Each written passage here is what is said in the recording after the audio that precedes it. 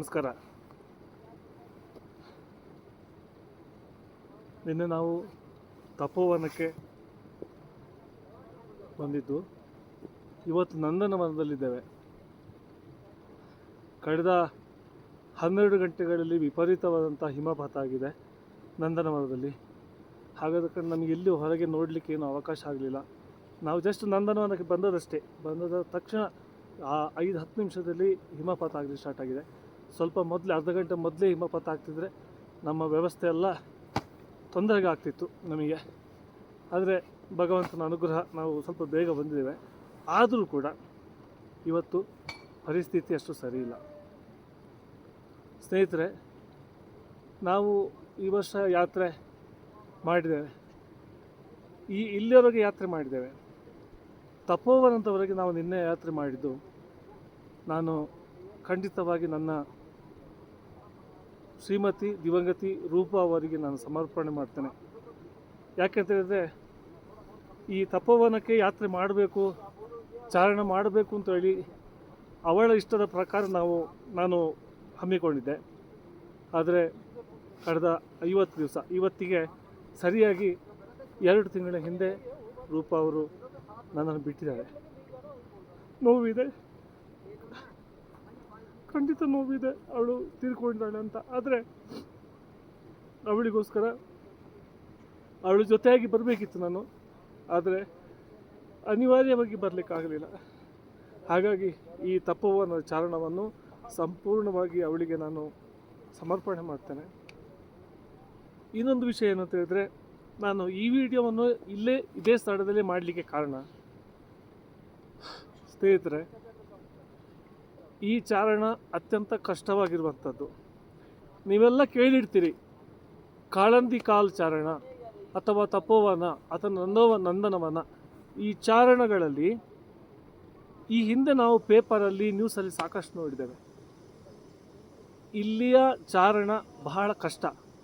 ಮತ್ತು ಸ್ವಲ್ಪ ಈ ಹಿಮಾಲಯಗಳು ಹೇಗಂತ ಹೇಳಿದರೆ, ಯಾವಾಗ ಏನು ಬದಲಾವಣೆ ಆಗ್ತದೆ, ಇಲ್ಲಿಯ ಹವಾಮಾನ ಹೇಗೆ ಬದಲಾಗ್ತದೆ ಅಂತ ಹೇಳಿ ಸಾಧ್ಯ ಇಲ್ಲ. ಅದು ನಿಮಗೆ ವಿಂಟರಲ್ಲೇ ಆಗಿರಲಿ ಅಥವಾ ಬೇಸಿಗೆಗಾಲದಲ್ಲೇ ಆಗಿರಲಿ, ಮಳೆಗಾಲದಲ್ಲೇ ಆಗಿರಲಿ, ಕ್ಷಣಕ್ಕೂ ಬದಲಾವಣೆ ಆಗ್ತಾ ಇರ್ತದೆ. ಹಾಗಾದ ಕಾರಣ ಇಲ್ಲಿ ಸಾಕಷ್ಟು ಅವಘಡಗಳಾಗಿದ್ದಾವೆ. ಹಾಗಾಗಿ ಎಷ್ಟೋ ವರ್ಷಗಳ ಕಾಲ ಇಲ್ಲಿ ಚಾರಣವನ್ನು ನಿಲ್ಲಿಸೇ ಬಿಟ್ಟಿದ್ರು. ಚಾರಣವನ್ನು ನಿಲ್ಲಿಸದೇ ಇರಲಿ, ಇಲ್ಲಿ ಹವಾಮಾನ ಹೇಗಿರ್ತದೆ ಅಂತ ಹೇಳುವಂಥದ್ದು ಯಾರಿಗೂ ಗೊತ್ತಾಗೋದಿಲ್ಲ.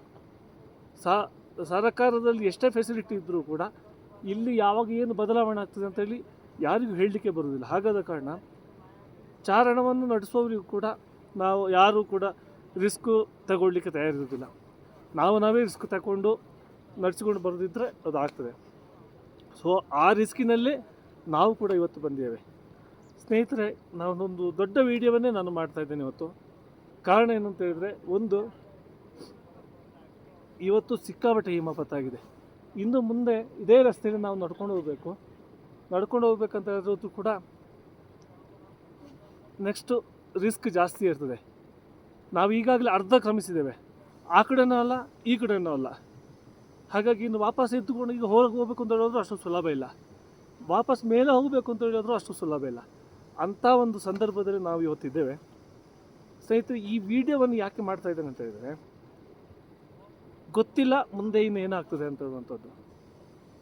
ಈ ವಿಡಿಯೋ ನಾಳೆ ನಾನು ಖಂಡಿತ ಬರ್ತೇನೆ, ಆ ವಿಶ್ವಾಸ ನನಗಿದೆ. ಎಲ್ಲ ಯಾತ್ರೆ, ಈ ಚಾರಣವನ್ನು ಮುಗಿಸಿಕೊಂಡು ನಾನು ಮತ್ತೆ ನಿಮ್ಮ ಜೊತೆ ನಾನು ಖಂಡಿತವಾಗಿ ಬರ್ತೇನೆ, ಆ ವಿಶ್ವಾಸ ನನಗಿದೆ. ಆದರೆ ಭಗವಂತನ ಲೀಲೆ ನಾವು ಏನು ಹೇಳಲಿಕ್ಕೆ ಬರುವುದಿಲ್ಲ.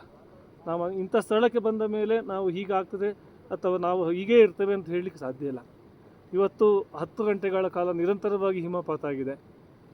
ಮುಂದೆ ಇದಕ್ಕಿಂತ ಮೇಲೆ ಹೋಗ್ತಾ ಇರ್ತೇವೆ, ಇದಕ್ಕಿಂತ ಜಾಸ್ತಿ ಆಗ್ಬೋದು. ಆಗ ನಮಗೆ ರಿಸ್ಕ್ ಜಾಸ್ತಿ. ನಾವು ಯಾವುದನ್ನು ಏನು ಹೇಳಲಿಕ್ಕೆ ಸಾಧ್ಯ ಇಲ್ಲ. ಹಾಗಾದ ಕಾರಣ ಈ ವಿಡಿಯೋದಲ್ಲಿ ನಾನು ಹೇಳಬೇಕಾದಷ್ಟೇ. ಸ್ನೇಹಿತರೆ, ನಾನು ಕಲ್ಮಡಕದಿಂದ, ನನ್ನ ಜೊತೆ ಲಕ್ಷ್ಮೀನಾರಾಯಣ ಇದ್ದಾರೆ. ನಾವು ಇಲ್ಲಿಯವರೆಗೆ ಬಂದಿದ್ದೇವೆ. ಈ ತಪೋವನ, ನಂದನವನ ಅಥವಾ ನೆಕ್ಸ್ಟು ವಾಸುಕಿ ತಾಲ್, ಆಮೇಲೆ ಕಾಲಿಂದಿ ಕಾಲ್, ಇವುಗಳನ್ನೆಲ್ಲ ನಾವು ಚಾರಣ ಮಾಡಿಕೊಂಡು ಇಷ್ಟು ದೂರ ಬಂದಿದ್ದೇವೆ ಅಂತ ಹೇಳಿ. ಆದರೆ ನಾವು ಬಂದದ್ದು ಒಂದು ದೈವಿಕ ಮನೋಭಾವನೆಯಿಂದ. ಈ ಹಿಮಾಲಯದಲ್ಲಿರುವಂಥ ಈ ಒಂದು ನಂದನವನಾಗಲಿ ತಪೋವನಗಳಾಗಲಿ ಇವೆಲ್ಲವೂ ಕೂಡ ಇದರ ಭೌಗೋಳಿಕವನ್ನು ನೋಡಿದರೆ ಅಥವಾ ಇದರ ದೈವಿಕತೆಯನ್ನು ನೋಡಿದರೆ ಅಥವಾ ಪೌರಾಣಿಕ ಹಿನ್ನೆಲೆಯನ್ನು ನೋಡಿದರೆ ಖಂಡಿತವಾಗಿ ಇಲ್ಲಿ ಒಂದು ವಿಶೇಷವಾದಂಥ ಶಕ್ತಿ ಇದೆ. ಹಲವು ತಪಶಕ್ತಿಗಳು ಇಲ್ಲಿ ನಿರಂತರವಾಗಿ ಇದ್ದು ಅಂತ ಹೇಳುವಂಥದ್ದು ಕಾಣ್ತದೆ. ನಾವು ಇದರ ಹಿನ್ನೆಲೆಯನ್ನು ಇತಿಹಾಸವನ್ನು ಕೂಡ ನೋಡಿದರೂ ಕೂಡ ಅಥವಾ ಇದರ ಭೌಗೋಳಿಕವನ್ನು ನೋಡಿದರೂ ಕೂಡ ಖಂಡಿತವಾಗಿ ಇಲ್ಲಿ ಒಂದು ವಿಶೇಷವಾದಂಥ ತಪಶಕ್ತಿಗಳು ಇಲ್ಲಿ ಇದ್ದು ಅಂತ ಹೇಳುವಂಥದ್ದಕ್ಕೆ ನಮಗೆ ಸಾಕ್ಷಿಗಳು ಸಿಗ್ತದೆ. ನಾವು ಆ ದೃಷ್ಟಿಯಿಂದಲೇ ಇಲ್ಲಿ ಏನೋ ಇದೆ, ಇದನ್ನು ನೋಡಬೇಕು. ಯಾಕೆ ಈ ಬೆಟ್ಟಗಳು ಗುಡ್ಡಗಳು ಅಥವಾ ಈ ಹಿಮಚ್ಛಾದಿತವಾದಂಥ ಪ್ರದೇಶಗಳು ಇದನ್ನು ಶಿವನಿಗೆ ಸಂಬಂಧಪಟ್ಟ ಅಥವಾ ಶಿವಲಿಂಗ ಪರ್ವತ ಅಂತ ಯಾಕೆ ಕರೀತಾರೆ, ಅಥವಾ ಭಾಗೀರಥಿ ಪರ್ವತಗಳು ಅಂತ ಯಾಕೆ ಕರೀತಾರೆ ಅಂತ ಹೇಳುವಂಥದ್ದನ್ನು ನಾವು ನೋಡೋದಕ್ಕೋಸ್ಕರವೇ ನಾವು ಇಷ್ಟು ದೂರ ಬಂದಿದ್ದೇವೆ. ಹಾಗಾಗಿ ಸ್ನೇಹಿತರೆ, ನಾವು ಇಲ್ಲಿಗೆ ಬಂದಿದ್ದೇವೆ ನಿಜ, ನಾವು ವಾಪಸ್ ಬರ್ತೇವೆ ಅಥವಾ ನಾವು ಎಲ್ಲವನ್ನೂ ಸರಿ ನಡೆಸ್ಕೊಂಡು ಹೋಗ್ತೇವೆ ಅಂತ ಹೇಳುವುದು ನಮ್ಮ ಕೈಯಲ್ಲಿ ಇಲ್ಲ. ಅದಕ್ಕೆ ಸಾಕ್ಷಿಯೇ ನಾವು ನಿನ್ನೆಯ ಹಿಮಪಾತ. ಈ ಹಿಮಪಾತದ ಜೊತೆಗೆ ಹಿಮಗಾಳಿ ಅಂತೇಳಿ ಬಂತು ಅಂತೇಳಿ ಆದರೆ ಮುಂದೆ ಬಹಳ ಕಷ್ಟ ಇದೆ, ನಾವು ವಾಪಸ್ಸು ಬರುವಂಥದ್ದು ಕಷ್ಟ. ಹಾಗಾಗಿ ನಾವು ಏನು ಮಾಡಿದ್ದು ಅಂತ ಹೇಳಿದರೆ, ನಿನ್ನೆ ರಾತ್ರಿ ನಮಗೆ ಒಂದು ಅಲರ್ಟ್ ಬಂದಿದೆ. ನಾವು ಕಷ್ಟ ಇದೆ ಇದನ್ನು ಫೇಸ್ ಮಾಡೋದು ಅಂತ ಹೇಳುವಂಥದ್ದು.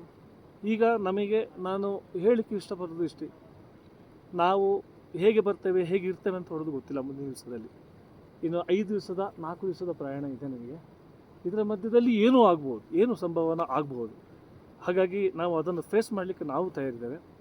ಆದರೆ ಇದರ ಮೊದಲು ನಾಳೆ ನಾವು ಒಂದು ವೇಳೆ ಏನಾದರೂ ಅಚಾತುರ್ಯದಲ್ಲಿ ಏನೋ ಆಗಿ ಹೋಯಿತು ಅಂತೇಳಿ ಆದರೆ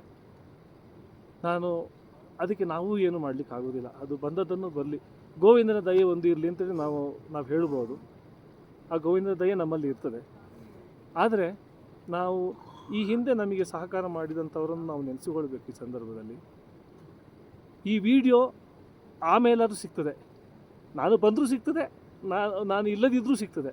ಹಾಗಾದ ಕಾರಣ ಇಲ್ಲಿ ವಿಚಾರ ಏನಂತ ಹೇಳಿದರೆ, ಈ ಹಿಂದೆ ನಾನು ಯಾಕೆ ಈ ತಪೋವನಕ್ಕೆ ನಂದನವನಕ್ಕೆ ಬಂದೆ ಅಂದರೆ, ಮೊದಲನೇದಾಗಿ ಕಾರಣ ನನ್ನ ತಂದೆಯವರು KN ಪರಮೇಶ್ವರಯ್ಯ ಅವರು ಈ ಹಿಂದೆ ಸಾಕಷ್ಟು ಹಿಮಾಲಯ ಚಾರಣಗಳನ್ನು ಮಾಡಿದವರು. ಸುಮಾರು 40 ವರ್ಷಗಳಿಂದ ಹಿಂದೆಯೇ ಅವರು ಚಾರಣ ಮಾಡಿದವರು.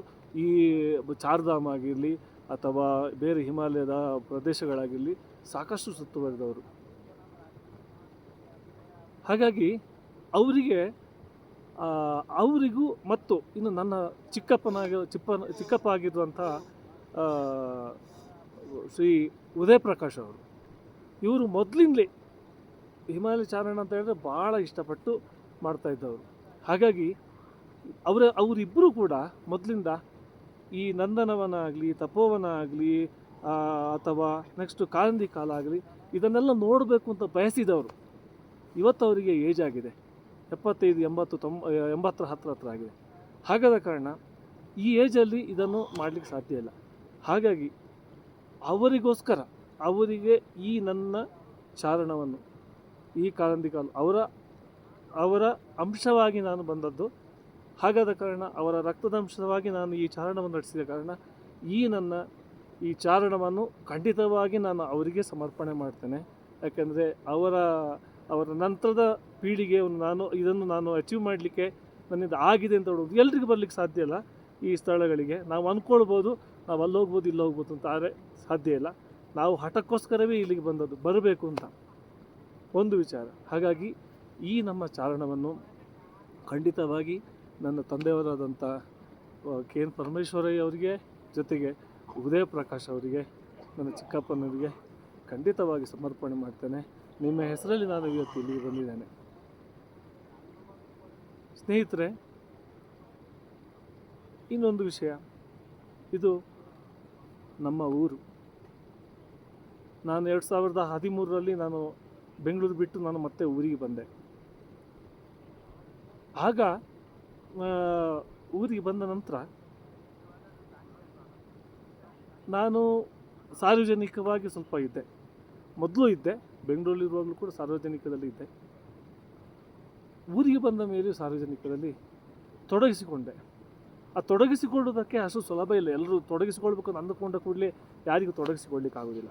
ಆದರೆ ತೊಡಗಿಸಿಕೊಳ್ಳುವುದಕ್ಕೂ ಕೂಡ ನಾವು ಸಂಘಟನೆಯಲ್ಲಿ ತೊಡಗಿಸಿಕೊಳ್ಳೋದು ಭಾಳ ಕಷ್ಟ. ಹಾಗಾಗಿ ಊರಿನಲ್ಲಿ ನಾನು ತುಂಬ ಜನರಿಗೆ ಎಲ್ಲ ಕಲ್ಮಡಕದಲ್ಲಿರುವಂಥ ಎಲ್ಲರೂ ಕೂಡ ನನಗೆ ಆತ್ಮೀಯರು. ಯಾರು ನನಗೆ ಆಗದಿರುವವರು ಅಂತ ಯಾರಿಲ್ಲ. ಒಬ್ಬೊಬ್ಬರ ಆಲೋಚನೆಗಳು ಬೇರೆ ಇರ್ತದೆ, ಒಬ್ಬೊಬ್ಬರ ಅವರ ನಡೆಗಳು ಬೇರೆ ರೀತಿ ಇರ್ತದೆ. ಹಾಗಾದ ಕಾರಣ ಕೆಲವು ಸತಿ ಆಚೀಚೆ ಆಗ್ತದೆ. ಆದರೆ ನಮ್ಮ ಆಲೋಚನೆಗಳು ಒಂದೇ. ಏನು ಅಂತ ಹೇಳಿದರೆ, ಹೀಗಿರಬೇಕಂದ್ರೆ ಹೀಗೆ ಇರಬೇಕು. ನಾವು ಸಂಘಟನೆಯಲ್ಲಿ ಏನು ತೊಡಗಿಸಿಕೊಂಡು ನಮ್ಮ ಜೊತೆಗೆ ಇದ್ದವರಿಗೆ ಏನು ಪ್ರಯೋಜನ ಆಗ್ತದೆ, ಏನು ಹೆಲ್ಪ್ ಮಾಡ್ಬೋದು, ಈ ರೀತಿಯಲ್ಲಿ ಉದ್ದೇಶ ಇದ್ದ ಕಾರಣ ನಾನು ಮೊದಲ ಬಾರಿಗೆ ಬೆಂಗಳೂರು ಬಿಟ್ಟು ಬಂದ ಕೂಡಲೇ ನನಗೆ ಸಹಕಾರ ಮಾಡಿದವರು ನನ್ನ ಪ್ರೀತಿಯ ಗೋವಿಂದಣ್ಣನವರು, ಸಾಕೇತ ಗೋವಿಂದಣ್ಣನವರು. ಅವರು ನನಗೆ ರಾಮ ಮಂದಿರದ ಜೊತೆಗೆ ನನ್ನ ತಂದೆಯವ್ರ ಜೊತೆಗಿದ್ದರು. ಅವ್ರ ಜೊತೆಗೆ ನಾನು ಕೂಡ ನಿರ್ದೇಶಕನಾಗಿ, ಹಾಗೆ ಶ್ರೀರಾಮ ಮಂದಿರ ನನ್ನ ಮನೆಗೆ ಅದು ಸಂಬಂಧಪಟ್ಟದ್ದು ಅಂತ ನಾನು ಅಂದ್ಕೊಂಡಿದ್ದೇನೆ. ಎಲ್ಲರೂ ಹಾಗೆ ಅಂದ್ಕೊಳ್ಬೇಕು, ನಾನು ಹಾಗೆ ಅಂದ್ಕೊಂಡೆ ನಾವು ಕೆಲಸ ಮಾಡಿದ್ದೇವೆ. ಹಾಗಾಗಿ ನನ್ನನ್ನು ವೈಯಕ್ತಿಕವಾಗಿ ಆ ಫೀಲ್ಡಿಗೆ ಊರಿನಲ್ಲಿ ಸಾರ್ವಜನಿಕ ಕ್ಷೇತ್ರಕ್ಕೆ ಕರ್ಕೊಂಡು ಬಂದವರು RSS ಗೋವಿಂದಣ್ಣ ಅವರಿಗೆ ನಾನು ಈ ಸಂದರ್ಭದಲ್ಲಿ ತುಂಬ ಥ್ಯಾಂಕ್ಸ್ ಹೇಳ್ತೇನೆ. ಅದೇ ರೀತಿ ಜೋಗಿಭಟ್ರು, ನಾರಾಯಣ ಭಟ್ರು, ಇವರೆಲ್ಲ ನಾವು ಒಂದೇ ಮನೆಯವರ ಹಾಗೆ ಇದ್ದವರು. ಈಗಲೂ ನಾವು ಹಾಗೇ ಇದ್ದೇವೆ. ಇದೇ ರೀತಿ ಕಲ್ಮಡಕದಲ್ಲಿ ತುಂಬ ಮನೆಯವರು, ಎಲ್ಲ ಮನೆ ಅವರಿವರು ಅಂತಲ್ಲ, ಪ್ರತ್ಯೇಕವಾಗಿ ನಾನು ಅವರ ಹೆಸರು ಹೇಳಬೇಕಾದ ಅವಶ್ಯಕತೆ ಇಲ್ಲ. ಎಲ್ಲ ಮನೆಯವರು ಕೂಡ ನಾವು ಸಂತೋಷವಾಗಿ ಬೆಳೆದಿದ್ದೇವೆ. ಎಲ್ಲರೂ ಒಂದಲ್ಲ ಒಂದು ರೀತಿಯಲ್ಲಿ ನನಗೇ ಆಗಲಿ ನನ್ನ ಮನೆಯವರಿಗಾಗಲಿ ವೈಯಕ್ತಿಕವಾಗಿ ಸಾಕಷ್ಟು ಸಹಕಾರ ಮಾಡಿದವರು ಅಥವಾ ಜೊತೆಯಲ್ಲಿ ಬೆಳೆದವರು ನಾವು. ಹಾಗೆ ನಾನು ಈ ಸಂದರ್ಭದಲ್ಲಿ ವಿಶೇಷವಾಗಿ ಹೇಳೋದು ಅಂತ ಹೇಳಿದರೆ, ಕಲ್ಮಡಕದಲ್ಲಿ ಇಪ್ಪಂಥ ಎಲ್ಲ ಎಂಗಳ ಸಮುದಾಯದವಕ್ಕೆ ಒಂದು ಮಾತು ಹೇಳಿ ಇಷ್ಟಪಡ್ತೆ. ಈ ನಮ್ಮ ಚಾರಣ ಕಲ್ಮಡಕ ಮಿತ್ರರು ನೋಡಿದರೆ ಎಂಗಳದ್ದೇ ಒಂದು ಕೂಟ ಇದ್ದು ಯಾವಾಗಲೂ ಜೊತೆಯಾಗಿ ಇಪ್ಪವಂಥದ್ದು. ಇವಕ್ಕೆ ಇದರ ಇಡೀ ಚಾರಣಮಯ ಈ ವರ್ಷದ ಚಾರಣ ಹೇಳಿದರೆ ಈ ಪ್ರದೇಶಕ್ಕೆ ಚಾರಣಕ್ಕೆ ಬಪ್ಪಲ್ಲ ಅಷ್ಟು ಸುಲಭ. ನೆಕ್ಸ್ಟ್ ಜನ್ರೇಷನ್ ಗೊತ್ತಿಲ್ಲ, ಎಂಥ ಅವತೋಡಿ ಗೊತ್ತಿಲ್ಲ. ಆದರೆ ನಮಗೆ ಈ ಒಂದು ಅವಕಾಶ ಸಿಕ್ಕಿದ್ದು ಇದರಲ್ಲಿ ಕಲ್ಮಡಕದವೇ ಇಬ್ಬರು ಇಪ್ಪದು. ಹಾಗಾಗಿ ಕಲ್ಮಡಕದಿಂದ ಇದಕ್ಕಿಂತ ಮೊದಲು ಯಾರು ಹೋಗಿದ್ದವಿಲ್ಲ, ಇನ್ಯಾರು ಹೋಗ್ತಾವಳಿ ಗೊತ್ತಿಲ್ಲ. ನಮ್ಮ ತಾಲೂಕಿಂದಲೂ ಇದಕ್ಕೆ ಹೋದವು ಇಲ್ಲೇ.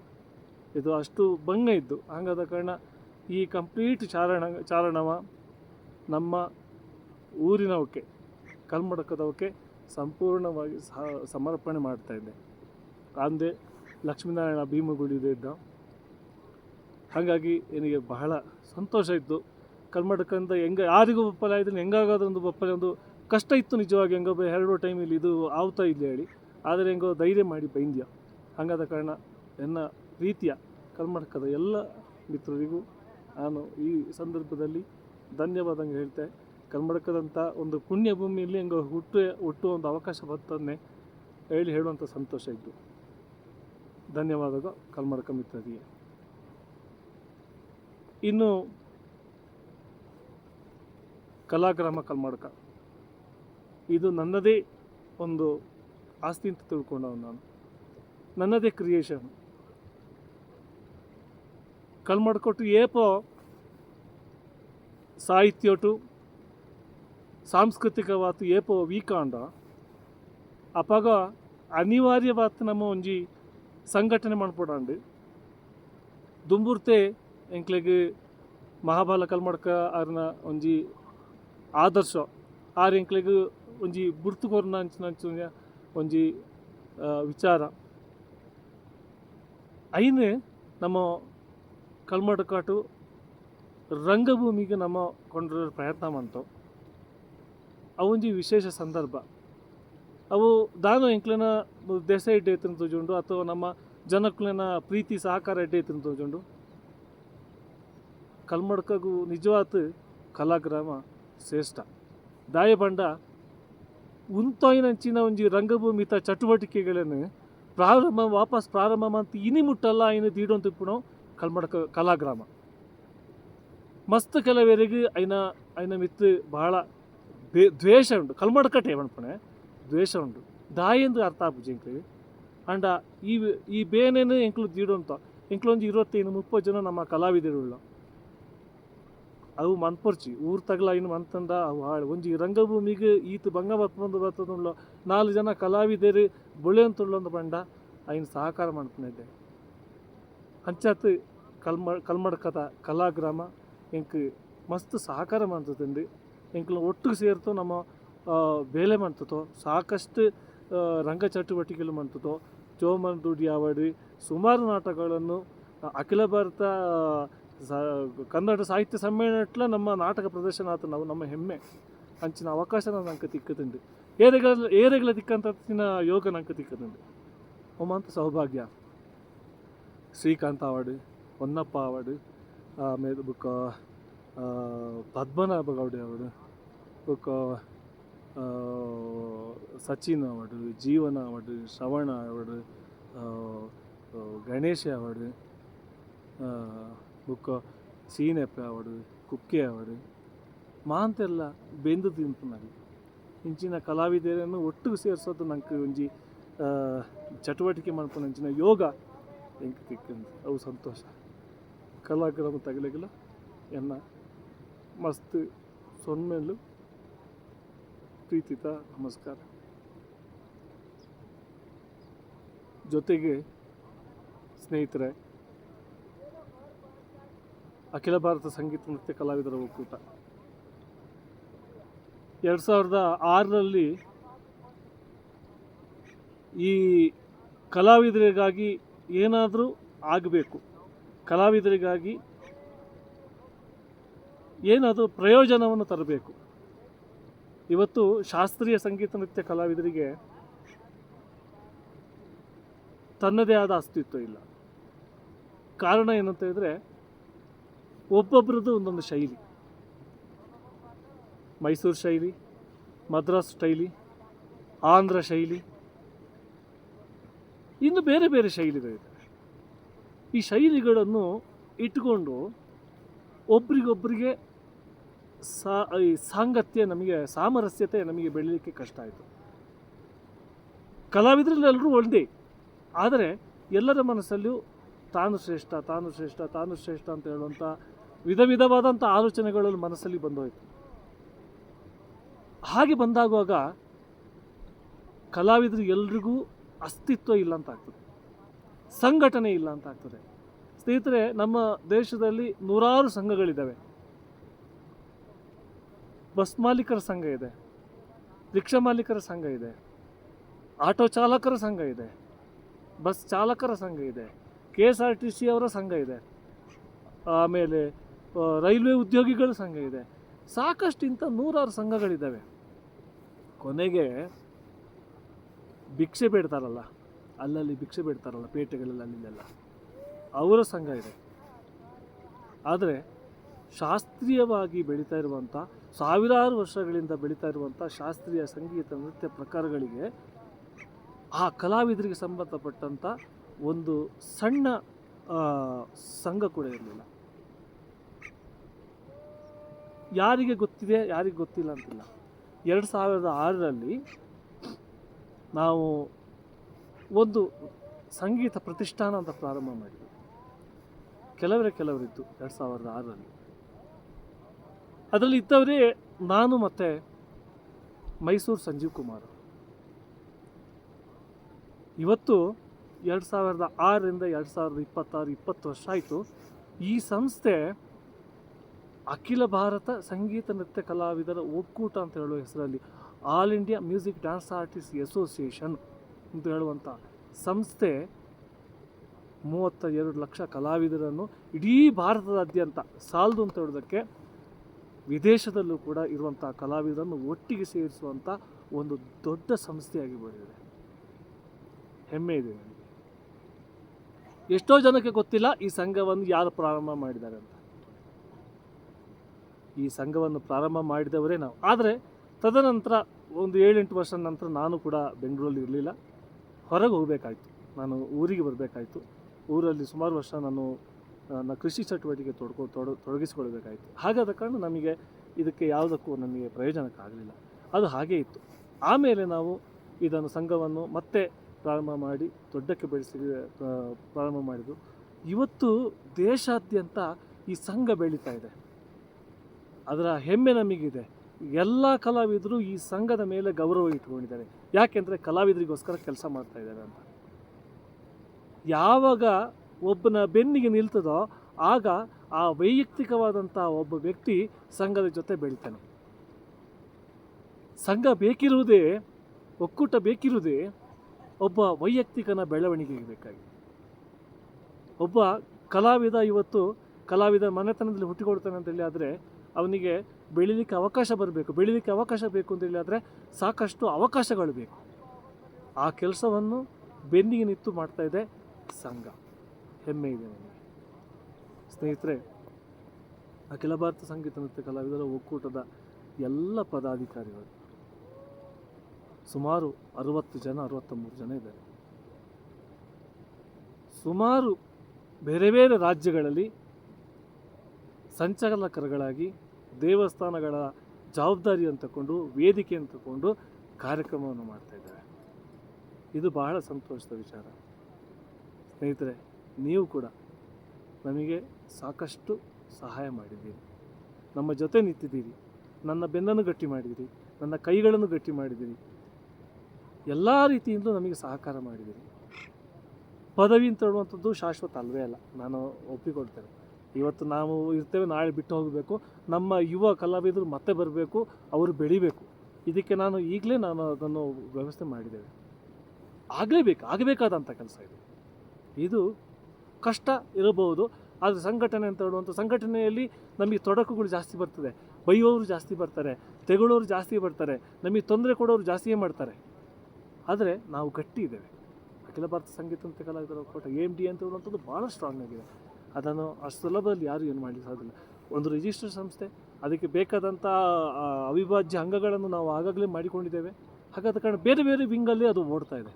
ಹಾಗಾಗಿ ಈ ಓಡೋ ಕುದುರೆಗೆ ಎಲ್ಲೂ ಸ್ಟಾಪ್ ಆಗೋದಿಲ್ಲ. ಶತಮಾನಕ್ಕೋಸ್ಕರ ಇದು ಹೋಗ್ತದೆ ಮುಂದೆ, ಕಲಾವಿದರಿಗೋಸ್ಕರ ಕೆಲಸ ಮಾಡ್ತದೆ.